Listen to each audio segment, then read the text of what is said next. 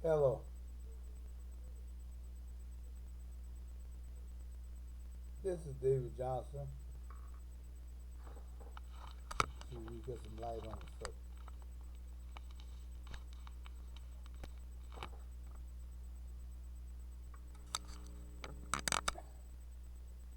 And we want to know what you rumbling and rambling about today. Every time I see you, you're rumbling and rambling about something.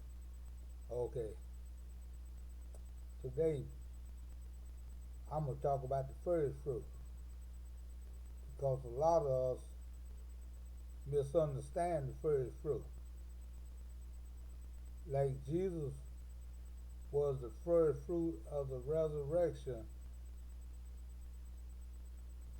there was a type and an antitype, a shadow and a thing to come. Uh, Jesus was seen in the Feast of Israel.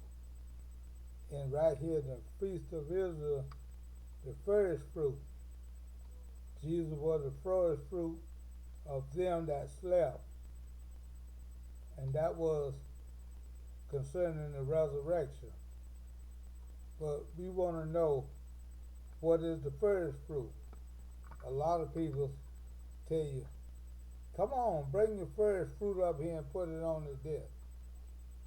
But if I come up there with just $1 and put it in a basket, then you'll get mad at me.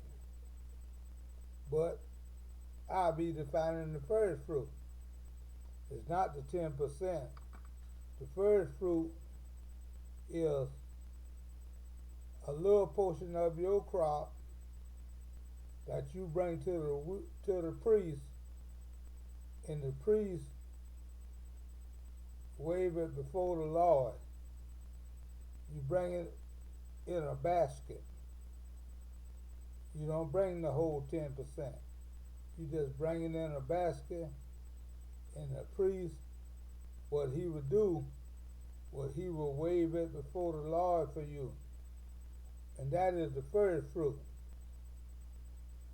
And like Jesus was the first fruit of them that slept, that's a type and an antitype of Jesus in the Feast of Israel in Leviticus 23. Now, a lot of people get this confused and they say, bring your first fruit up here and put it on the desk. Bring your first fruit. No, you're supposed to say, bring your tithes up here and put it on the desk. Or either bring your sacrificial giving up here, because tithes was a requirement by Israel for sacrificial giving. You give that from your heart.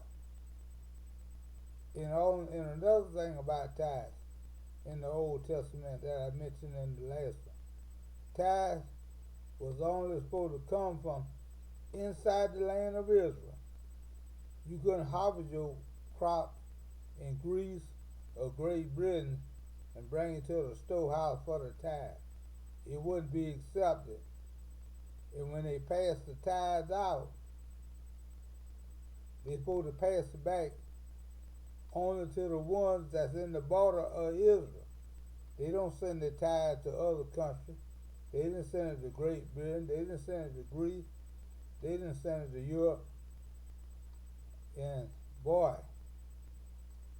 if our government would only operate on that principle, and all our tax money we get in, if we would spend it back on ourselves and our peoples and stop sending it to those other countries,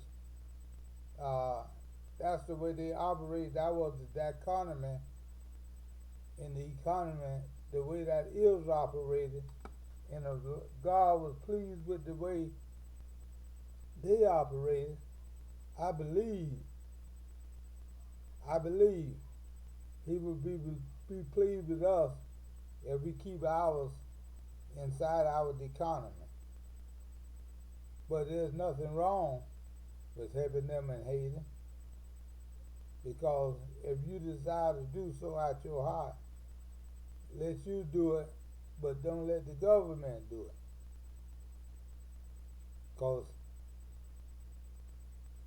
it's good to feed people that's hungry and neglect, but let's do it out of our own heart. Don't let our country do it. Let our country pass the money back to us and let us do it. This is David Johnson, and I'm rambling again.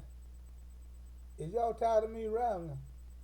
Y'all tired of me talking about first fruits and all this other good stuff?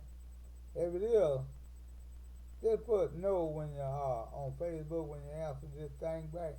Just put no down there. This is David, and guess what? You know it. I'm out of here.